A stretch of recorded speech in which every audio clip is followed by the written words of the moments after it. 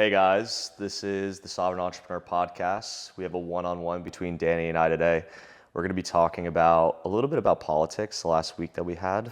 And then from there, we're going to transition into biohacking and this thing called 75 Hard that Danny did recently, and he's going to share his experience.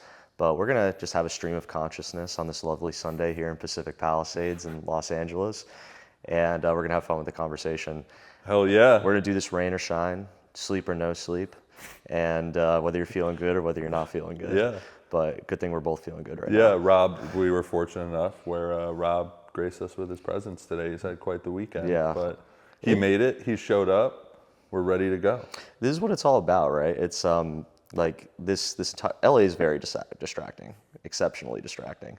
And it was a very fun weekend, but at the same time, it's one of those things where it's the intersection of work and play, of networking and having a good time and having fun. Like I was out pretty much from Friday until now, but in the process, I met several doctors, several people that know doctors. And so this will have been a very lucrative weekend for me if you just expand the time frame out by like 6 or 18 months.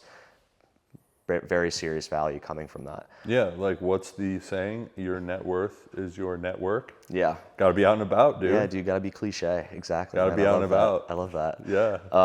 But yeah, like opining a little bit about, because I know everyone cares about our political opinions. Yes. Just wanted to like address last week we had. I think like the quote that keeps returning to my mind is by Mr. Vladimir Lenin, the Bolshevik, and basically there are decades where weeks happen and there are weeks where decades happen. Yeah. And I think this is going to go down in the history books of one of the most profoundly and memorable weekends of American politics that we've had in a very long time. Yep. Like akin to Ronald Reagan in the 80s, assassination attempt, to various other things like JFK. Mm-hmm. We just had the presumptive president, I think the 45th president, and I think soon to be 47th president, Donald Trump, came one inch away from getting assassinated. Which is crazy, right? Yeah. And like people are just normalizing it. It's kind of a tribute to how adaptable humans are, that it's just like, oh wow, that's pretty shocking. And then the next thing they know, it's business as usual. Yep. We're getting consumed by a new news cycle around here. Biden just dropped out of the presidential race and he just endorsed his vice president, Kamala Harris, for president. It's one of those things where I don't think that's a Democrat's ideal choice. Mm-hmm. But at the same time, the Biden and Kamala presidential ticket have this war chest that they've raised hundreds of millions of dollars, and my understanding is that they cannot use that money for other candidates like a Michelle Obama, right, or a Gavin Newsom or a Dean Phillips, and so they're kind of pushed down that path. At the same time, it's going to be an open Democratic convention, kind of similar to what happened, I think I forget which year it was, but it was when Bobby Kennedy was running for president. He ended up getting assassinated, but LBJ was so unpopular because of his war on poverty and kind of the negative implications on the budget deficit, but then also at the same time the Vietnam War. He has escalated it and it was very unpopular. And he dropped out of the presidential race, and then it was kind of an open convention. I think that's what we're going to see with the DNC. It's just one of those things where the Democrats are so hypocritical talking about subverting democracy, when at the same time they pushed out Bobby Kennedy, they pushed out Dean Phillips and didn't even give them a chance to audition for the presidential nomination, while at the same time I think misleading and deluding the public about the cognitive and physical state of our current president. So yeah, look, I think it was just like a very interesting week. I know you and I have deep opinions on what happened. Maybe we'll share that in another podcast. But I think what we're in for is a lot of political turbulence over the next couple of months. Yeah. And it's going to be interesting. But it's yet another thing where like you kind of have to embrace stoicism. Like we're not going to be able to influence anything. Nope. But yeah, look, I think like there's one candidate where, I mean, if I'm being honest, 2028, am I going to have higher net worth with candidate A or lower net worth with candidate B? Yep. At the end of the day, we're like all single issue voters, whether you admit it or not. I'm a Rob Greer voter, like you're a Danny voter. And like, I think that's the case. And like, you have to kind of separate the policy from the personality a little bit. I do fundamentally believe this is a different Donald Trump that we're seeing now, more composed. He could have completely eviscerated Biden on the debate stage, and he chose not to. And he's learning from his lessons, right? I mean, I think everyone remembers the debate in 2020 when he just completely bullied Biden, was interrupting him, and like he had some negative reactions to that. So he learned his lesson. At the same time, I think like I haven't met Donald Trump, and I'd love to like to at some point, but it's one of those things where like people that I respect in the business world across Wall Street and Silicon Valley, Jamie Dimon, you hear his speeches, right, in Pennsylvania where he just almost got assassinated, and it's more of like a comedy routine, and he's speaking to the populace, right? He's speaking to the middle class that hasn't been spoken to since Ronald Reagan, right? You have these elitist Democrats like Obama and Clinton that presume to be for the people, but they don't speak to them because they're just in their ivory towers. You know, they went to Harvard, and you know that's kind of how it is, but people listen when Trump speaks, and I think he's speaking to the middle class, and that was, you know, one of the many reasons why, you know, he kind of bulldozed through his way through the Republican Party in 2016, and this is the Republican Party of Make America Great Again. This is Donald Trump's Republican Party, like it or not. I think it's also one of those things where we have two completely different paths ahead of us in November. Are you going to choose Kamala Harris or the Democrats and big government, where they're kind of increasingly leaning towards wokeism and socialism and by extension communism? Or are you going to choose Donald Trump, which is all about sovereign individual? It's about sovereign entrepreneurs. It's about individualism and not collectivism, which we've seen has been a failed experiment across Russia or Mao's China or Pol Pot's Cambodia. It's just a fucking disaster every single time throughout history. Even Argentina with Javier Milei embracing centrism and embracing libertarianism, he's already correcting a lot of the inflation and the budget issues and the bad politics that has plagued Argentina for 100 years. And so I think we need more of that in the United States. I think people, even with the Ukraine war, like I'm Ukrainian, but like sending hundreds of billions of dollars when we could be investing that into our infrastructure and into our healthcare and getting people off the streets. I think we need to invest in our country more. And I think a lot of people believe that. We need to do it responsibly. So like we cannot bankrupt our country in the process, because that's just going to end up debasing the United States dollar, because the Fed is going to have to print money to pay for those bills. But look, I'm going on like an entire tangent here, but like suffice to say, I think it's going to be interesting next couple of months. I'm very interested to see what happens. I think this is a critical choice for all of Americans. I would encourage people to form your own views and diversify how you're consuming your content beyond just the New York Times or Fox News on both sides of the spectrum. Go on Twitter, listen to podcasts like this, form your own views. You know, don't be a fucking sheep. Any commentary on that? Be a wolf, not a sheep. Yeah, dude. No, yeah, I think at the end of the day, it is exactly what our message is and what we're talking about, right? Like, figure out your opinion by going to different sources, right? You have to listen to both sides of the coin, right? I don't think there's really any straight moderate like source anymore. I think it's one side or the other, right? So if you kind of listen to both sources and then find people who are deciphering it to kind of end up in the middle, you're going to get a good outcome, right, of what you're figuring out. Yeah, and I feel like there is this rising stream of moderate politics. It just so happens that like the entire political spectrum is shifting a little bit, so that like the Republicans of yesterday are the centrists of today a little bit. Yeah. I think there are, you know, J.D. Vance being selected as the vice presidential candidate. I think that's a great selection. He's late 30s. A lot of the Trump administration, a lot of the key figures that may be in there are 30s, millennials. And like we need to pass the baton to our generation. Rather than the Democrats. You got Janet Yellen, you got Tony Blinken, you got Joe Biden. And these people are fossils. You know, Nancy Pelosi, right? Like, get out of the party, you know, pass the baton to the millennials, right? Like succession planning. Yeah, exactly. Let's go. Exactly. You know, I think this country's due for a dose of new, and Trump is not a puppet, and that's why it represents an existential threat to the powers that be in Washington, the unelected officials that kind of pull the strings in the background. Like, Biden clearly has some form of dementia, in my opinion, and like, who's been running this country for the last couple of years? I'll tell you, I think it's Barack Obama, and you know that clique of individuals that are behind the scenes. But you know, I think Biden has been a puppet to his administration, to other individuals.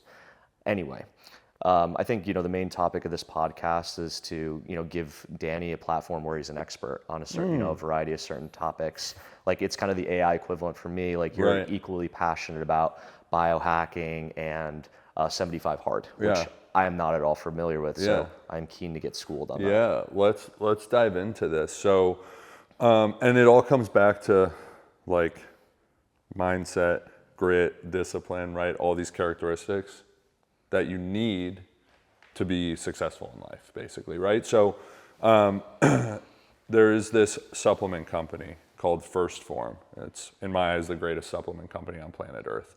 Started by this guy named Andy Frisella, who some of you may have heard of. He's, big in the self-development, motivational speaker.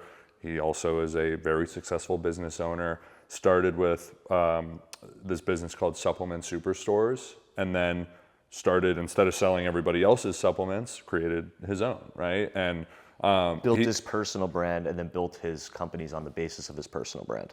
In many ways? kind of backwards. Oh, interesting. So yeah, kind of became very successful and then built a personal brand. Good for him. Yeah, I think that's what we're trying to do. Exactly. Yeah. So, but he is, and it's funny because people think of, he's the creator of 75 Hard, okay?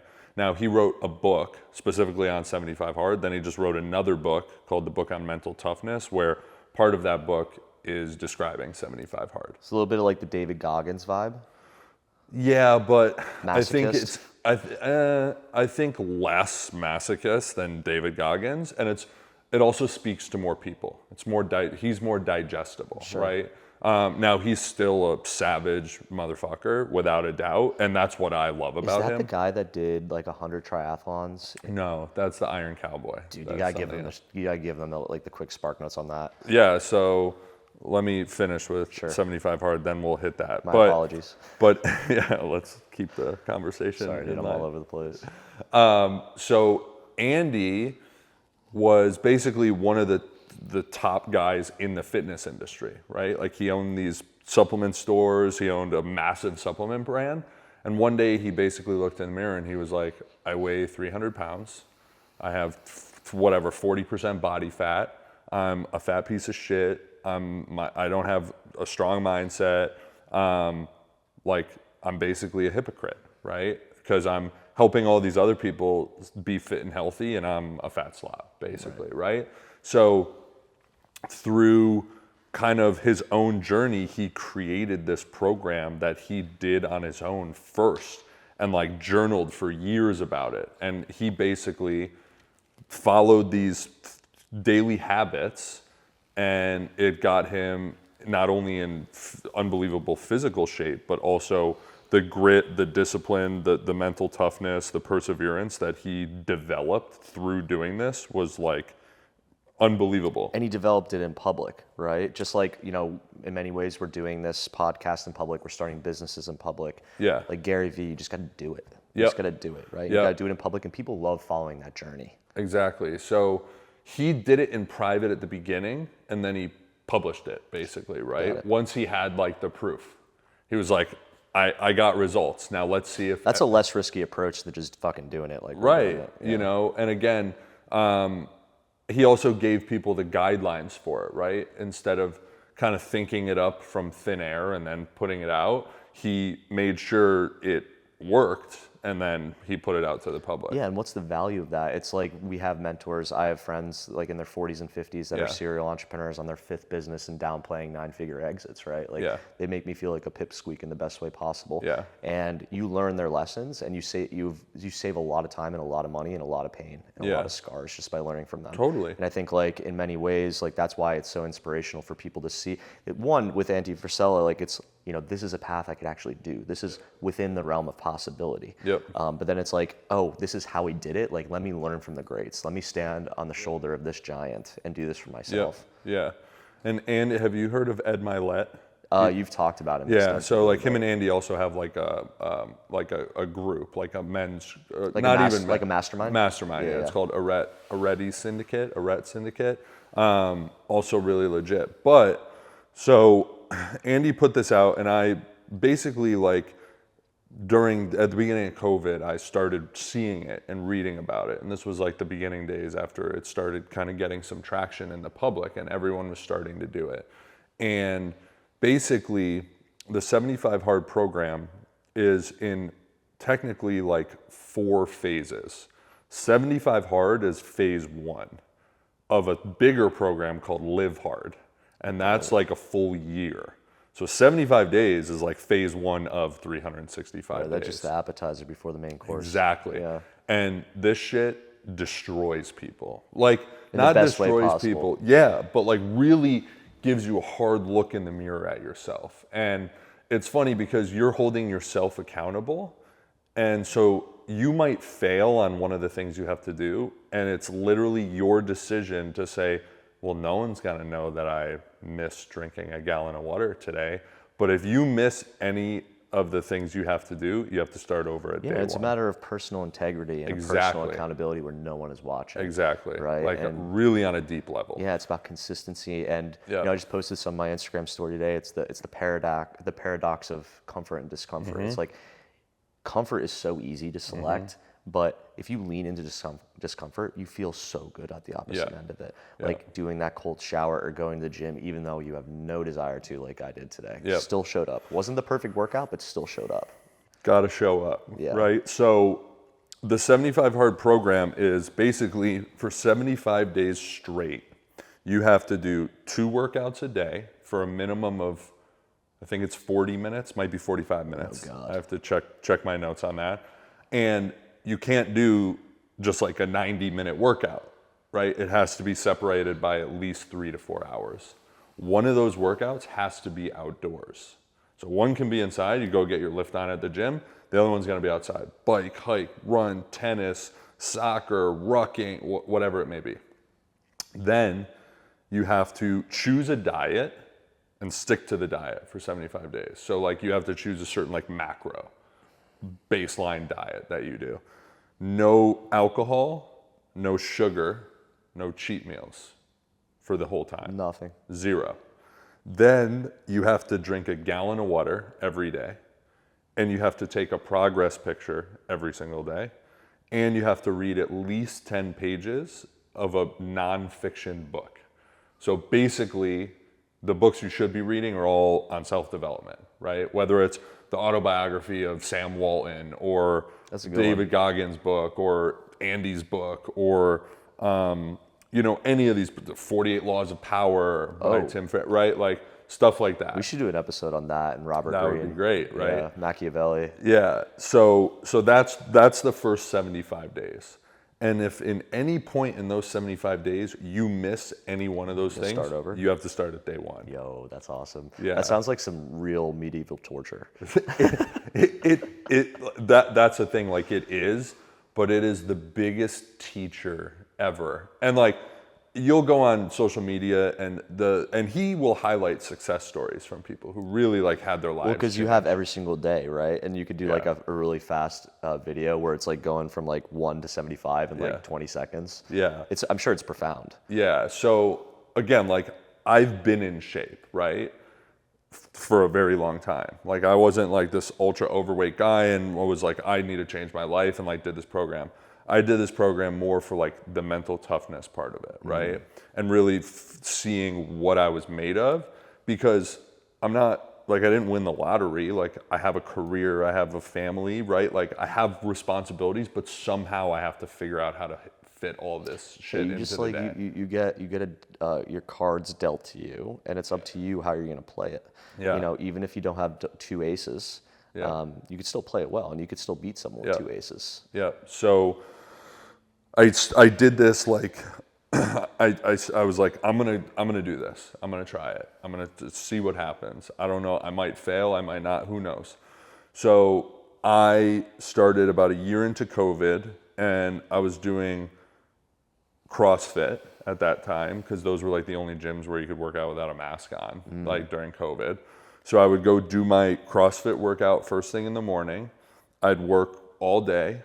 Then depending on what I had to do at night, I would either come home, do something with the family or do whatever I needed, hit an AA meeting, right? Whatever I had to do in my schedule.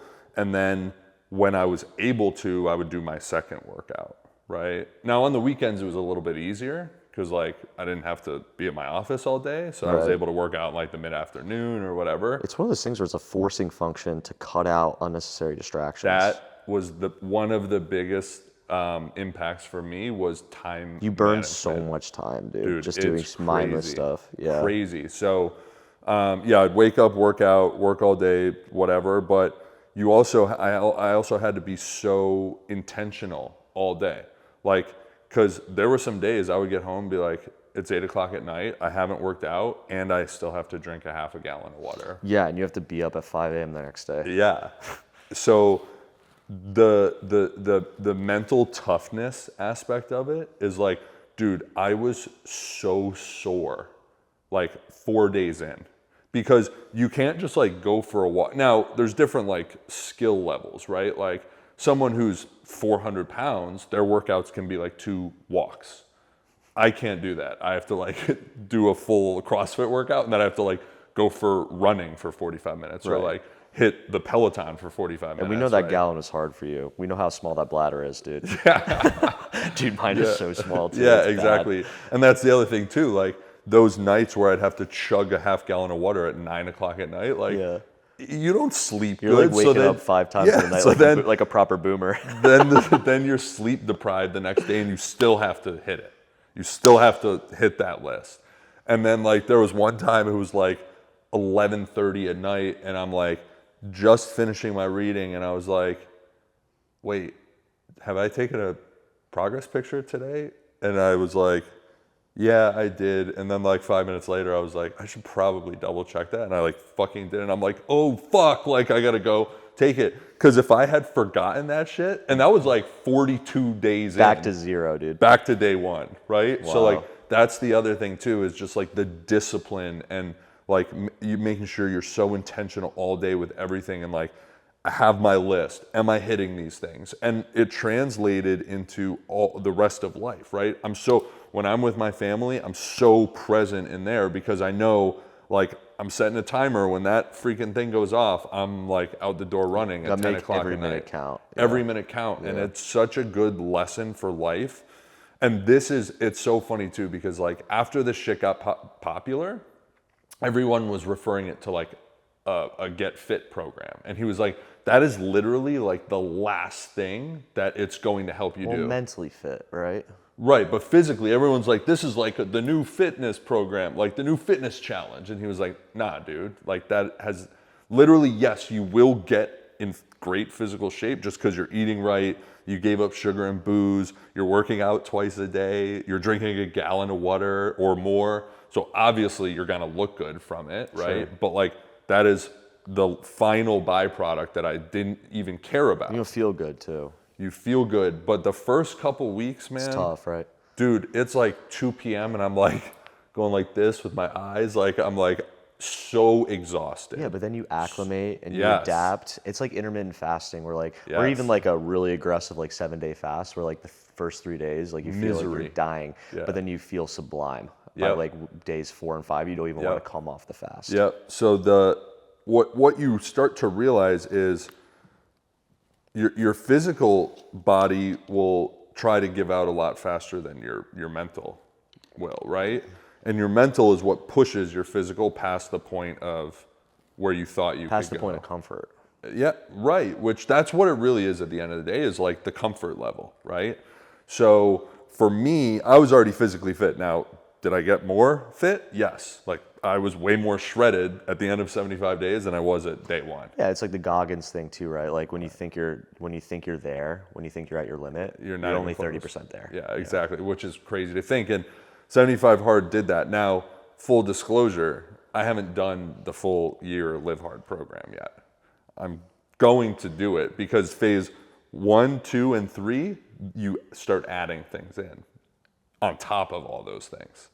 So now you got to take like 5-minute cold plunge, cold shower, 10 minutes of visualization, 10 minutes of meditation, like next level shit that helps with actually creating the life that you are wanting to, right? Really will take you to another Yeah, you're level. becoming a robot in the best way possible. Yeah, yeah. So that's like the program. Again, my experience was, yeah, I got physically fit. Dude, my mental toughness, like I looked at things that I thought were hard to do before, and I was like, that's fucking easy. Like that's all I got to do. Like Yeah, no problem. after staring into the abyss, Everything is Yes. relatively easy. Correct. And you realize that not much really matters. No. And again, like what you're actually capable of, like that's why I always say, like, I feel like I'm just scratching the surface. Like, again, what are we, I've gone to this in the life of an entrepreneur. And again, I'm an entrepreneur and an entrepreneur, right? Like I have my practice at a big corporation, but I have to manage it like I own it. It is my practice, right? Like I own it. It's right? your territory. Right. Yeah. So, and then outside, the things we got going on outside is like, I have the life of a true, where it's 7 days, like all day, from when I wake up to when I go to bed. It's like, You're on. let's grind, let's make shit happen. Yeah. I got what I have to do over here. I got what I have to do over here. I got to hit my workout. I got to show up for the family. I got to do this. I got to do that. And that was like the biggest gift that it gave me, was like, I used to think I was working so hard and I wasn't doing shit in comparison to what I could be doing, right? And like 75 Hard taught me, holy shit, I'm like not, again, what Goggin says is like, I think I'm at 100%, I'm literally at 30. Dude, that's why you need to be humbled in life. Like you think you're really successful and you think you're really smart. Yeah. And then you step into Saint-Tropez and you have like 30-year-olds that have like 5 businesses making like 10 million a year. And you're like, oh wow, like I have some work to do. Yep. And you're like, oh, I thought I was doing a lot. Yeah, and it's good, right? Like just It because is. they've gotten there sooner, like you could get there too. 100%. Maybe it takes until you're 35 or 40, 100%. right? But it puts things into perspective where you're like, and plus too, it's like the saying, like, you're a big fish in a small pond, right? Like you don't realize you're in a small pond until you go to the lake. Yeah, but the And goal then is to you're be a like, big fish in a big pond. the goal is to be a shark in the goddamn ocean, right? Yeah. Like I want to be the 22-foot great white. Like a humpback fucking whale, dude. Well, the humpback whale is eating krills. Like that's not a predator. That sounds tasty. The shark eats the whale. Yeah, Yeah. maybe. Yeah. What eats the shark though? A bigger shark, Yeah, from what we hear about. the kraken. The kraken. I want to be the kraken. Yeah. Yeah. Okay, so On the topic of krakens. yeah, you want to be the kraken. We want to be the kraken. Next topic. Yeah. Oh, we're moving on from the prehistoric ocean. And, Regrettably. okay. All right. I guess we're going. No. So what 75 Hard really taught me, to summarize, is again mental toughness. The ceiling you think is the ceiling is nowhere close to the ceiling. It's made of glass. Yep. Time is fleeting, right? And if you really aren't intentional and use time wisely, you're gonna lose it quick, right? Squander it. Yeah, you're gonna squander the most precious resource that's given to you. I think that's something that I try to like remember every single day and practice in, is that time is Finite. time is finite. Maybe not, but Hopefully not. yeah. I'm rolling my dice for that way, trying to be immortal in some way or another, right? Yeah, Whether dude. it's Your legacy or your physical body or both. or your brain on a digital substrate. Yep. Or all of it, right? Hopefully, if we have that much time, we'll build a legacy that is immortal, right? Yeah, and you'll be there to witness your legacy too. Correct. Very cool. We can dive deeper into that in a different episode. But so yeah, time is very fleeting. It's the most precious resource we have. It's the only resource you cannot buy more of, no matter how much money you have. Well, you buy it by Currently. by removing inconvenience. Yes, but And you that's still that's the beauty of wealth, right? It Right. removes inconvenience from your life. Money doesn't make you happy, but it removes things that make you unhappy. yeah, it gives you freedom, right? So yeah, those are some of the lessons, and then also too is again, I think just like time management and mental toughness for me were the two biggest takeaways, because it put me on another level of, again, like being mentally tough and having grit and fortitude and persistence and perseverance. Like, What did you learn about yourself going through that? so I learned that I am way stronger than I thought I was.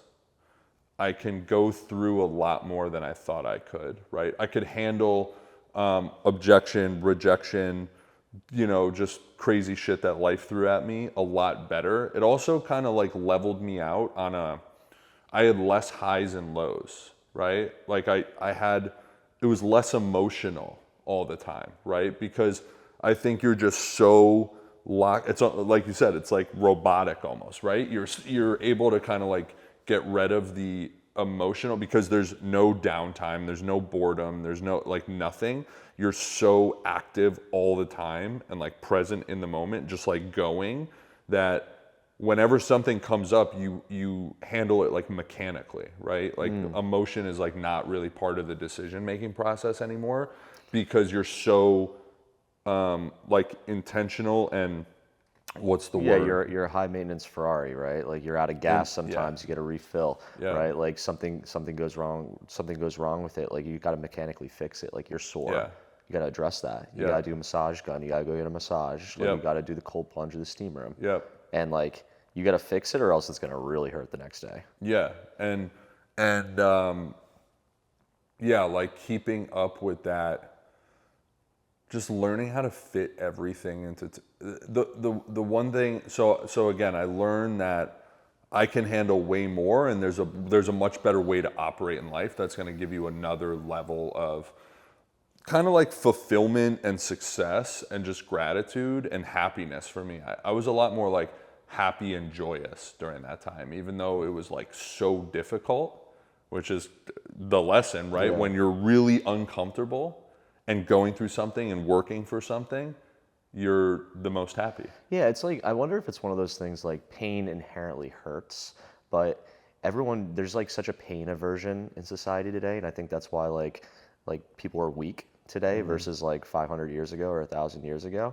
And if you just truly convince yourself that like that pain, that burning, that lactic acid buildup during that last rep, that suffering, if you believe it feels good, like, and you close your eyes and you truly believe it, you almost can if you just jump into it and embrace it for what it is and feel it. Yep, totally. Because I love how you brought that up. Society has gotten weaker 100%, right? It's Beyond like just like testosterone levels like plummeting yeah. due to forever plastics and fluoride and pesticides. ridiculous, right? Yeah, I think the Democratic Party in some way. I was like, that's another conspiracy theory we could go into. I don't even think it's a conspiracy at this point. Well, I mean, no, it's well known that. Yeah, I think the between world- like big pharma, FDA, right? It's all. Oh, it's beyond the United States too, right? Like the Davos elites, the World Economic Forum, they don't want rebellion. They don't want objection. They just want everyone to be quiet sheep. And I think they're probably, doing some things to move the needle on that behind. Yeah. Like even COVID, right? Like I don't know if we want to dive into like vaccines and mandates and like, but the fact that like I had to take a vaccine and inject something in my arm in order to stay employed or to leave the country. I think it was like they were kind of testing the limits of the power they 100%. had. And it's kind of scary too. They're like, if we ever need to, we could just tell people to stay in their homes and keep 6 feet away from each other and literally imprison the entire human species across the world. For years. It's scary. For years. Yeah, thank God we're past that point. Hope we don't return to it. Yeah, well, it's one of those things. It's because it was like a totally like a test run for them, but it was also, I think, a learning experience for everybody else where they're like, next time, no way. Yeah, next time let's not fund any gain of function research in Wuhan, Mr. Fauci. Right, but like the American citizen, I think so many people who abided by the rules and listened now have woken up to like what actually happened, and they're like, no. If that ever happens again, like I am rebelling. I think you're so right. Yeah. It's almost like one of those things where Trump almost got assassinated, but the probability of him actually getting assassinated now is so low because they just learned their lesson. They're like, wow, like we almost had a colossal fuck up in a civil war in the United States, right? And this time around, it's like people are not going to wear masks. People are not going to do the 6 foot unless it's like a really big issue. Like hopefully it doesn't go there. Like you have like designer chemical weapons from AI, which is a whole other conversation that I don't think we want. I think if people literally see people dropping dead in front of them, like all over the place, then they would listen. Right. Then you just need like guns and butter, man. Ammo is the new currency, and like you need gold. 100%. So that's what I say all the time. People always ask me, they're like, so should I should I be buying like gold and silver? Like, should I have precious metals? And I'm like, no. You want to know what you should buy? Guns and ammo. It's like, I think we also saw the fabric of society is so fragile. Yeah. Like the stock market was like falling 12%. I'll never forget that day. I was on a train and I watched the Dow Jones open up like 10% down. And it was like, Chicken Little, the sky is falling right now. And the Federal Reserve had to like come in and save the economy and print a bunch of money. Yep.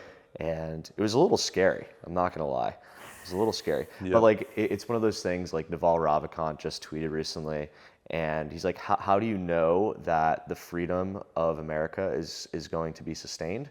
It's 80 million rebellious Americans that own a bunch of fucking guns and respect the Second Amendment. 100%. That's the best hedge against any issue. Without a doubt. Yeah. Because it's like, at the end of the day, is how big's the U.S. military? Not even close to 80 million people, right? Like we're never gonna get invaded. Like we have the geographic advantages, but at the same time, it's like, because it's like guerrilla warfare. Like if you Correct. invaded this country, it would not end well for whoever tried to invade. Yeah. Even if you took away the military, like just the amount of citizens who own guns, who are patriots and believe in the Second Amendment and freedom, like you don't. It's not even a. Yeah, but at the same time, like World War III, right? It's like that Albert Einstein quote is like, I don't know which weapons will be used in World War III, but I know World War IV would be fought with sticks and stones. Yeah. And it's going to be a different kind of warfare too, right? It's not like humans invading humans like D-Day or anything like that. It's you have AI drones that are taking people out, and you have China shutting down the infrastructure in the United States. And like, dude, imagine a world where like the internet and electricity was cut off for 2 weeks. There would be bedlam. There would be looting. Look what happened. Another exciting event from this past week, more up your alley. What happened with the CrowdStrike update? The CrowdStrike? Yeah. I don't even know anything about that. That like all the airports got shut down across the planet. Oh. You didn't see this? Dude, I was partying this weekend. You could tell, yeah. My girlfriend stuck. Yeah, okay, so Distracted Rob obviously was not present for this. That's not going to be my nickname. It's not going to stay. After that, yes, it will. Yeah, so, I mean, what the heck happened? Like, didn't Musk like, took it out of all of his companies, all their software, he removed, like, immediately. So basically, CrowdStrike did this software update for, like, cybersecurity, right? It was like a security update. Literally created a global like downfall of technology. Yeah, it's cyber insecurity. That's what it was. That's what it was. The stock was down like 15% on Friday by itself. It got removed from everything, but it grounded flights across the planet. It's kind of scary how like globalized and how centralized we are. Like we have these like key dependencies. Yeah. Like that happens, and then all of a sudden you cannot fly across the world. And like think about how disruptive that is in a globalized world. I think we are in many ways like stepping back from globalization for better or for worse, because the world is kind of more even. It's more multipolar. You don't have the United States as the indisputed superpower. Like after World War II, we had 70% of the gold. And we had countries across the world that owed us billions and hundreds of billions of dollars in in today's dollars at least. Yeah. And anyway, like it's an interesting period of time that we're embarking into right now. And I think, we just have to respect the fact that like history does repeat itself. Everyone thinks like, oh, surely a war couldn't happen, or surely like a black swan event couldn't happen, but these things do happen. They do. And you just have to be prepared for it. Got to be prepared. Yeah. Come see me in the Palisades. We're ready. Yeah. We're ready. How ready are you? Plenty ready. Okay, interesting. Yes. I have a question. So, like, what do you think about the phrase that's like we are living in the time spiral, like strong people create. Yes. Oh yeah. Weak men. Good times. So where are we now? We're in the weak men create hard times.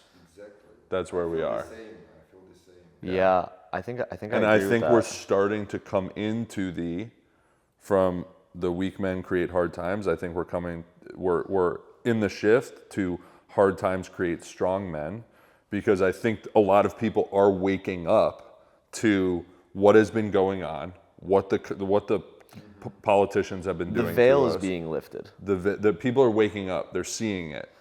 Yeah, and strongman gets like a negative connotation Yeah. because people are like, oh, like Putin and Lukashenko Yeah. and like whoever else, Maduro, even Duterte in the Philippines. Yeah. Like it gets a bad rep, but like Donald Trump, getting his ear blown off, getting tackled by the Secret Service, standing up, and the first thing he does under fire is raise his fist and say fight 4 Yep. times over. Yeah. That is a strong man. Yeah. What would Biden do? Biden got COVID. He wouldn't have even been there. Yeah, dude, he was incapacitated in a bed. Yeah. Yeah, so I think that's where we are in that cycle right now. It's been weak men. It's been weak men have created hard times. We've been in the hard times. It's hard. It's been hard for most people, right? Like the middle class is getting. Is it now hard, or we are going to? We're going to hard. We're Yeah. absolutely going to hard. I mean, we're entering Yeah. an AI revolution, right? All at the same time, there's increased polarization and there's money printing and there's wealth inequality. We're in for some very turbulent times. But guess Yeah. what? Focus on the next stage after that. The Totally. good times. Totally. They're gonna come. You just gotta fucking push through it. Be the strong man or woman, right? It's not just a male, biological male, right? You can be a strong female and be part of the solution. And that, to tie it back in to 75 Hard, what we were talking about is, if you look at Andy's Instagram or listen to his podcast, right? It's all like his message is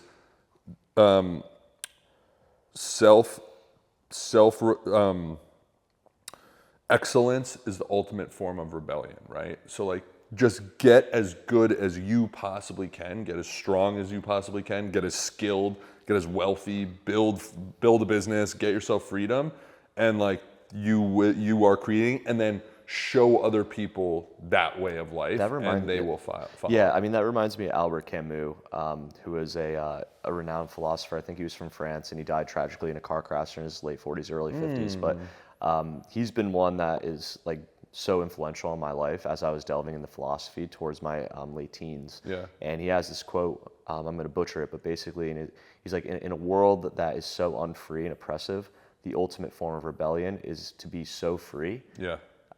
That X, Y, and Z that I'm forgetting about. Yeah. But he also has this quote too, like which I want to get tattooed on my body at some point, which is, "In the midst of winter, I realized that there was within me an eternal summer." Yeah.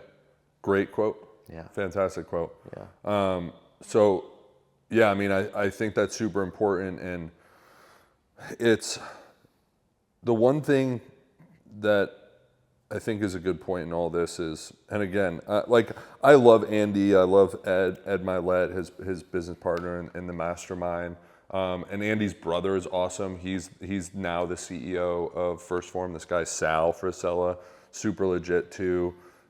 Just leaders, like real leaders in the world, Strong right? men. Yeah, very strong men, and family oriented and small business and giving back to the community. Like Andy, First Form is like a multi-billion-dollar company, right? They do insane business.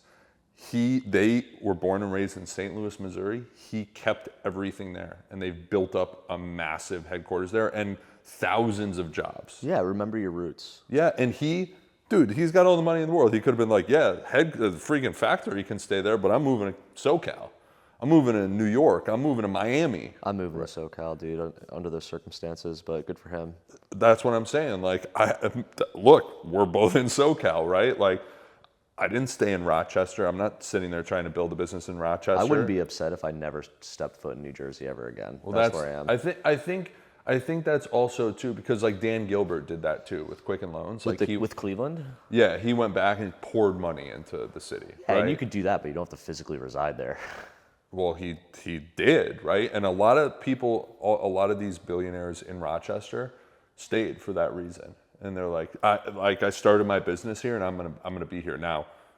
They travel the world and do whatever. Yeah, how much time do they actually spend there? Like they have a big fat house there, but a few of them do basically full time. One has relocated to Florida to avoid the tax pitfall of New York State. A little tax but the headquarters of the company has stayed in Rochester, right? And so I respect them for that. But oh man, I totally lost my train of thought. Should we pivot to like biohacking and peptides a little bit, and how like I'm seeing, so like with SovDoc, with the aesthetics clients that I'm currently onboarding and about to engage, there's a really big appetite in biohacking and interior longevity and performance optimization, where like aesthetics and plastic surgery typically has that theme of like looking good. You know, you're doing the reconstructive facial surgery, you're doing the Botox, you're doing things of that nature, the fillers, to look good externally. But I think there's increased appetite to do more internally, the internal longevity, and seeing like plastic surgeons and aesthetics focus on interior aesthetics as well. And I think like, you know, with my clients, I speak the language, but you're fluent, right? And I think I'll be able to plug you in to educate some of my friends on that. It's like, I mean, leave it as an open forum for you, but I'm curious to hear your thoughts on that and how you want to position yourself for that. Yeah, so peptides, biohacking, this is something that I got really into because of an injury I sustained. It was not during 75 hard, luckily. It was after I shredded up my meniscus, my lateral meniscus in my knee, had to get surgery. And I had heard about peptides before that, but I never really like looked into them. I was like, it's something It's like underground, like gray yeah, kind of. area, The thing about peptides people don't realize is they've been around for decades, right? the Bodybuilding Russians, community, right? Like they've been getting used and no one's been talking about them. And again, another reason, basically in the 90s when big pharma was really, the pharmaceutical revolution really started, it was kind of like at that time where like peptides were also like starting to come out, as a lot of research was getting done, and tons of research has been done overseas for peptides, a lot less in the US. But a peptide is a chain of an amino acid, and you cannot patent an amino acid. That's why Big Pharma doesn't like it, because it's a threat to their overpriced inflationary drugs. Correct. And they try to suppress it. So in the 90s, Big Pharma said, hey, if I can patent a compound over here, but I can't patent it over here, and I have exclusive rights for 20 years on this thing before people can make generic versions, versus people can immediately, like, which way am I gonna go? Obviously they went with the pharmaceutical drug route versus... Yeah, because monopolies are profitable. 100%. Even if the drug, ends up harming 20% of the people who take it, and you got to pay out billions in settlement. Yeah, you're making tens of billions anyway. Right? Doesn't matter, right? Who cares? Right. Yeah. Slap on the wrist. They literally factor that in when they run numbers for drugs going through. It's regulatory capture. 100%. Classic. Right? Big agriculture, big pharma. You know more about military that. industrial complex, revolving door of generals, and exactly. ex-FDA commissioners like Yep. Scott Gottlieb sitting on the board of Pfizer. Yep. Who I do like, by the way. I think he was the best FDA commissioner of the last 25 years. But still, correct. Money talks, dude. Yeah, money talks, right? And it's like all these guys, that's like you said, it's the revolving door, right? Like the reason they get those jobs in government is so they can have the private sector jobs on the back end, right? Yeah, on the front end and on the back end. Correct, right? So it's like one of those things too, like just brief tangent, we should return to that, but like I just met a surgeon and a serial entrepreneur internist down in San Diego, and he's Vietnamese, and he was talking about how all the 5-star generals from the Vietnam War, they're like oligarchs in Russia. They're all so rich. I'm sure. Them and their families. Yeah. Just because of the 100%. power that they had and the ability to convert that power into wealth. Yep. And so like, what is the power of the generals, the power of the FDA commissioners, the people that have influence in Washington? It's connections and it's levers. Yep. And you're able to pull those levers for the benefit of corporations. And that's why corporations are willing to pay top dollar for Scott Gottlieb to sit in a meeting for 4 hours a year and make millions, if not tens of millions of dollars in exchange. Yep. So basically, right, the US was given pharmaceutical drugs instead of the wonderful peptides that we are now getting to know and love in the most popular forms of GLP-1s, which are the wonderful Ozempic. Are they peptides? Yeah. Oh, interesting. I didn't know that. Yeah, so most people don't realize it. So Wegovy, Mounjaro, Ozempic, they're all different GLP-1 compounds. So semaglutide is Ozempic, Mounjaro is, I think it's either retatrutide or tirzepatide, one of the other GLP-1s. But there's kind of like a few levels of GLP-1s, and basically everyone, the Novartis, Novartis and Novo Nordisk. and Eli Lilly, right? Like they just each came out with a different one. It's all blockbusters too. All blockbusters. So much demand, they're flying off the shelves. Right. It's like injectable peptides for exterior aesthetics. Correct. Because you shed weight, but then you also craving suppress as well, and that's the next stage of it. And like people are not doing their nicotine or their Celsius as much. Maybe I could use some of that. But then also like people aren't having as much sex. Like anything that can represent a craving or an addiction, people are doing less. That's the thing. It's what's funny is more women are getting pregnant easier when they're on Ozempic.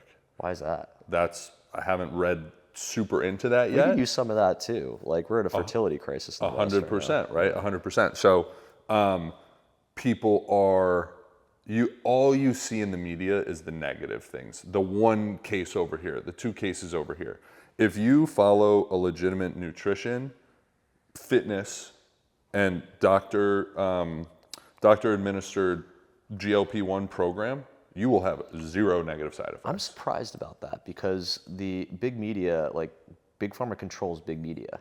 So wouldn't you think that it was positive? Is Pfizer one of the companies with a weight loss drug? That's a good point. They're the big kid on the block. Right? The 800-pound Is gorilla. Johnson & Johnson a company with a weight loss drug? That's a good point. Look who the companies are that put them out. They're all the small guys. So you think there's like big pharma Titan wars happening in the background behind the Yeah, scenes? well, I think these smaller companies, and again, Eli Lilly is not a small company by any means, but compared to Pfizer and J&J, they are, right? So I think they are starting to gain traction where you're having other sides become bigger monsters, right? That are doing it through more beneficial, like, treatments for humanity. And it's kind of like these guys over here are stuck on the FDA approved patented compound. I have my exclusivity rights. I'm going to create something out of thin air synthetically that's going to like treat the something. whole idea of exclusivity is so anti-capitalist. It's so anti-libertarian. Like I do understand on a certain level, but the idea of getting like multi-year, like 10-year long exclusivity on things is just a recipe for inflation. And like that's why big drugs and things of that nature, the new ones, they're so expensive and it adds cost to our healthcare system. Yep.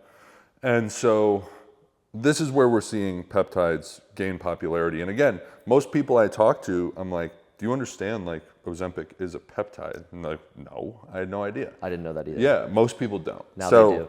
Now I know. Now you know. And now our listeners know. I'm going to trumpet it. That's right. So peptides are great because what you're doing is you're just taking naturally produced compounds that are already in the body and like magnifying them in your body, right?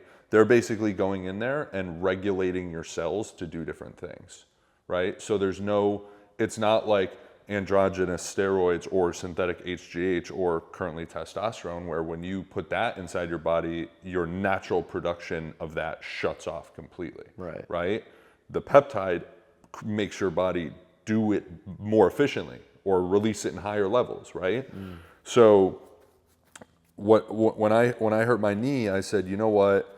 I'm reading all these articles about how this speeds up recovery and helps recovery, and the healing one, specifically BPC-157, TB4/TB500, and then GHK-Cu, which is a big one in the plastic surgeon community because it helps with scar healing. Interesting. I didn't know that either. Yeah, it's called the copper peptide.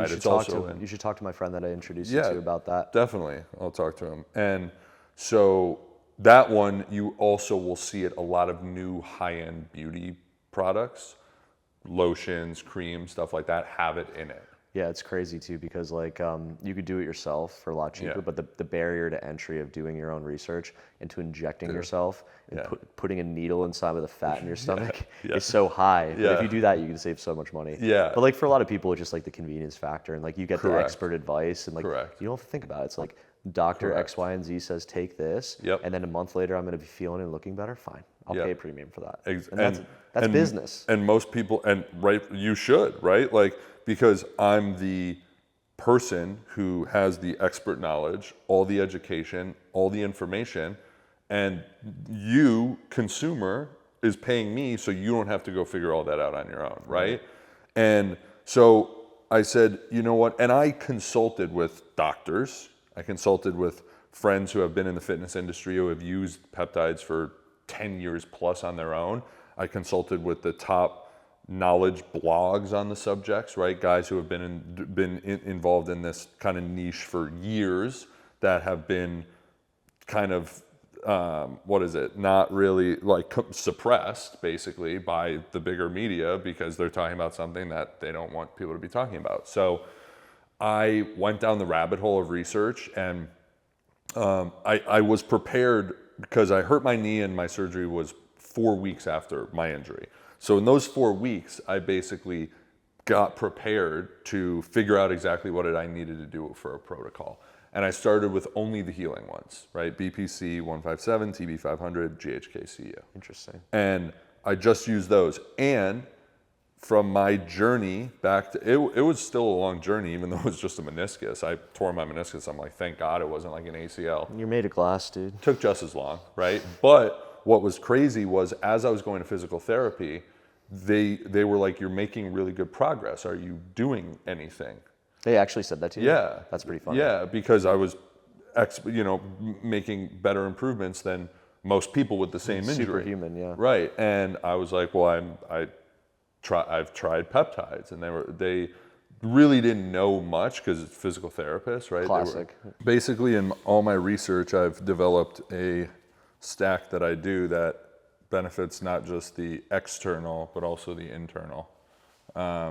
And I think it's really important for people moving forward. I think it's going to add to longevity a lot with a lot of these compounds.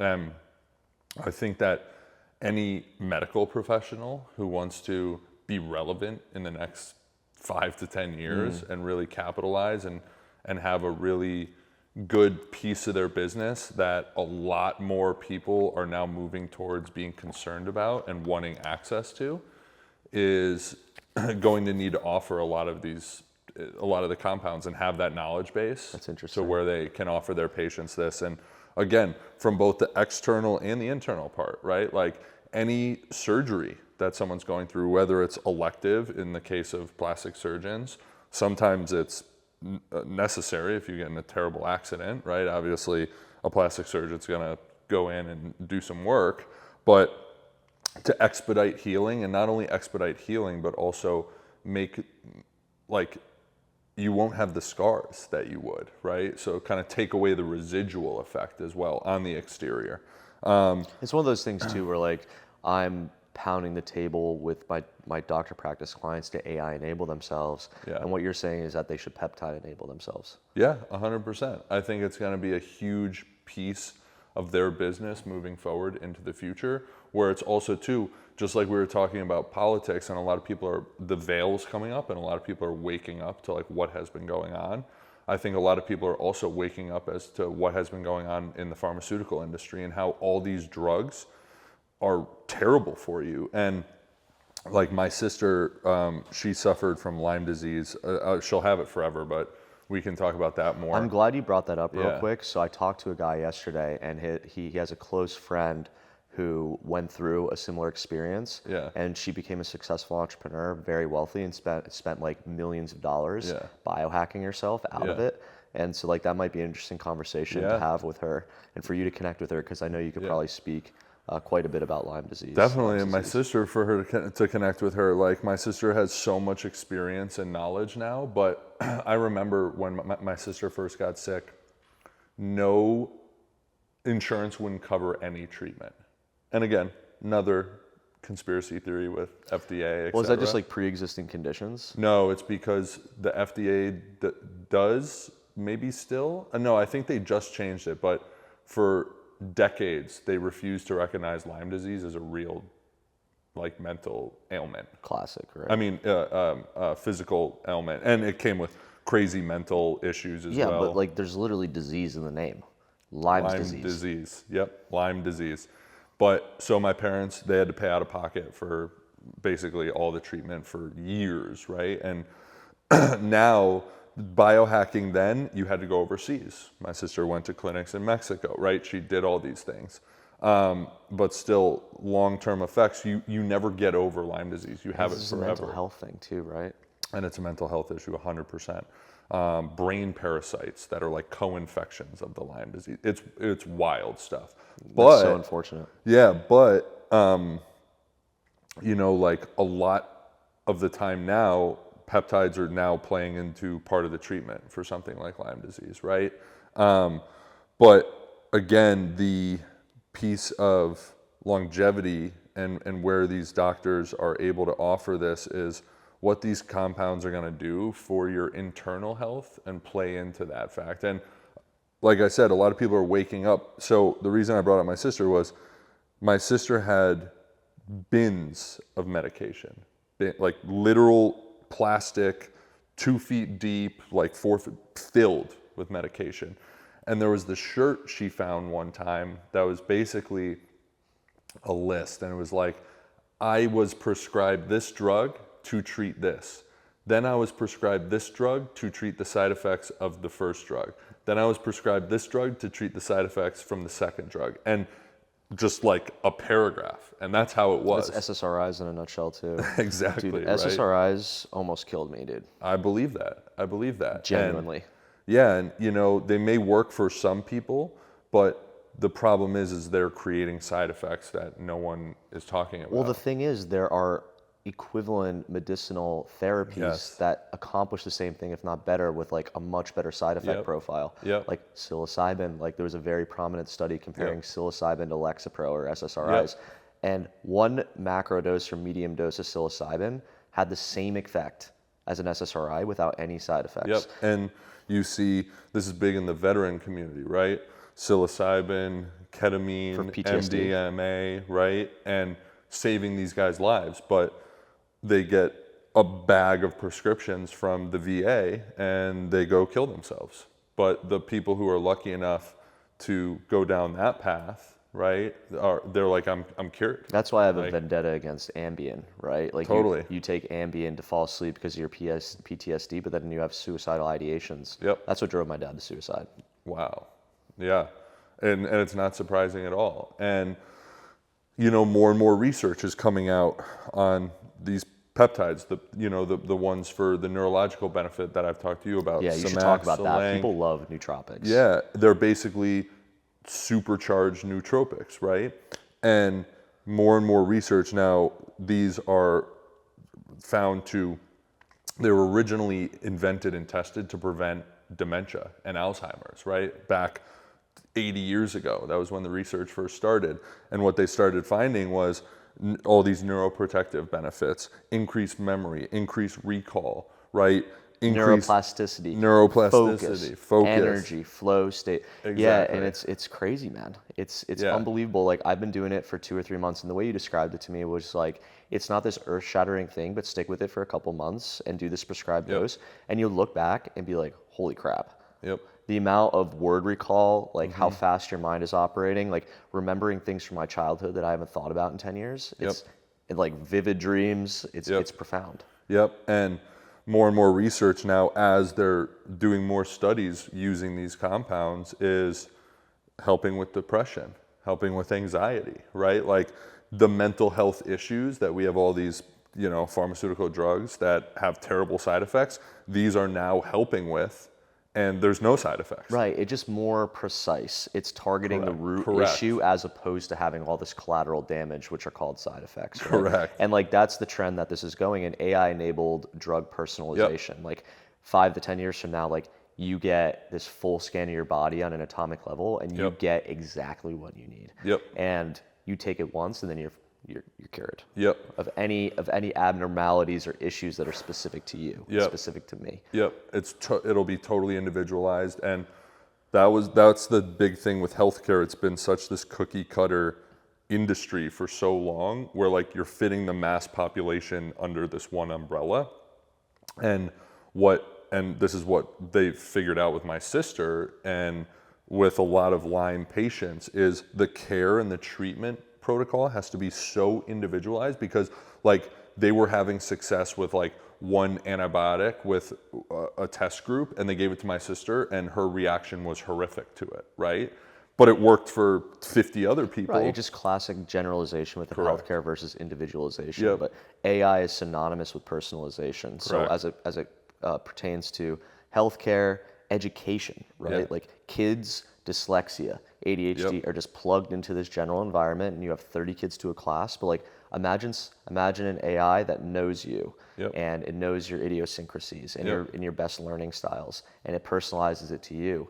I think it's going to create a renaissance. It will. And what's funny is one of my buddies who's his kids are friends with mine, he has a tutor. He has a math tutor.